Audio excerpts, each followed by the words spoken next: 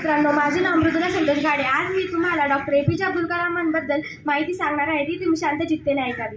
सूर्यासारखा चमकायचं असेल तर सूर्यासारखा तळपायची तयारी ठेवा, असा संदेश देणारे आपल्या भारताचे 11वे राष्ट्रपती डॉक्टर एपीजे अब्दुल कलाम यांचा जन्म 15 ऑक्टोबर आपण जगभर वाचन प्रेरणा दिन व जागतिक विद्यार्थी दिन म्हणून साजरा करतो।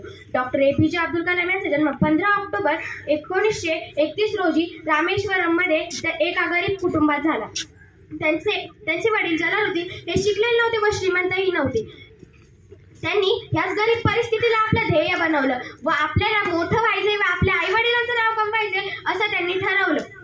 डॉक्टर एपीजे अब्दुल कलामांचा मित्र शामसुद्दीन हा गावात पेपर वाटायचा। त्या काळी ज्यावेळेस डॉक्टर एपीजे अब्दुल कलाम हे 8 वर्षाचे होते तेव्हा दुसरे महायुद्ध सुरू झाले सन 1939 रोजी।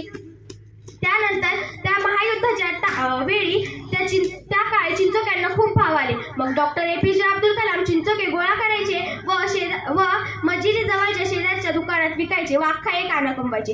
डॉक्टर एपीजे अब्दुल कलामांच्या वडिलांनी लाकडी नौका बांधायचा व्यवसाय करायचे ठरवले। त्यात त्यांनी त्यांच्या गावातल्या एका कंत्राटदारासोबत काम करायला सुरुवात केली, ज्याचे नाव होते अहमद जलालुद्दीन। त्यानंतर अहमद जलालुद्दीनचा विवाह डॉक्टर एपीजे अब्दुल कलामांच्या बहिणीशी जोहराशी करण्यात आला व त्यांचे नाते जोडले गेले। डॉक्टर एपीजे अब्दुल कलामांना जलालुद्दीन दररोज महायुद्धाच्या कथा सांगत व ते त्या दिनमणीच्या शीर्षकातून ते शोधत। डॉक्टर एपीजे अब्दुल कलामांच्या गावात युद्धाबद्दल जी परिस्थिती होती ती कळणं जरा कठीणच होतं। पंबाहून येणारी जी रेल्वे गाडी होती ती रामेश्वरमला थांबत नव्हती। वर्तमानपत्रे जी रामेश्वरम ते धनुष्कोडीपर्यंत फेकली जात ते गोळा करायला शामसुद्दीनला कोणीतरी एक मदतनीस होता। डॉक्टर एपीजे अब्दुल कलाम म्हणाले, माझ्यापेक्षा दुसरा योग्य मदतनीस त्याला कोण भेटणार, म्हणून ते दररोज रामेश्वरम ते धनुष्कोडीपर्यंत फेकलेल्या वर्तमानपत्रांचे गठ्ठे गोळा करायला जात।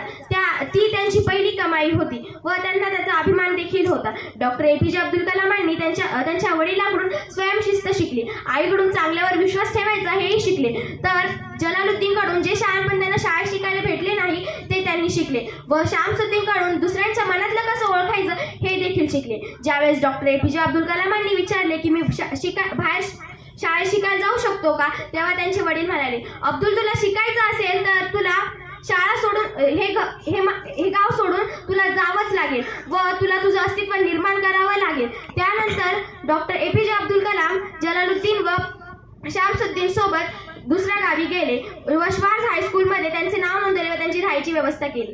ज्या रामेश्वरम गावामध्ये इतकी शांतता असती तसंच ती शांतता त्या स्कूलमध्ये नव्हती, म्हणून डॉक्टर एपीजे अब्दुल कलामांना त्यांचे हे गाव खूप आवडायचं। अशा या कठीण परिस्थितीमधून डॉक्टर एपीजे अब्दुल कलाम शिकले।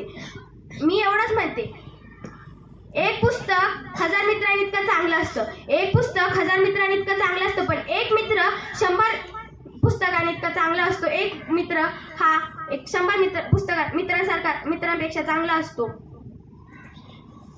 त्यामुळे आपण आयुष्यात कायम चांगले मित्र बनवले पाहिजे। एवढे बोलून माझे भाषण संपवते।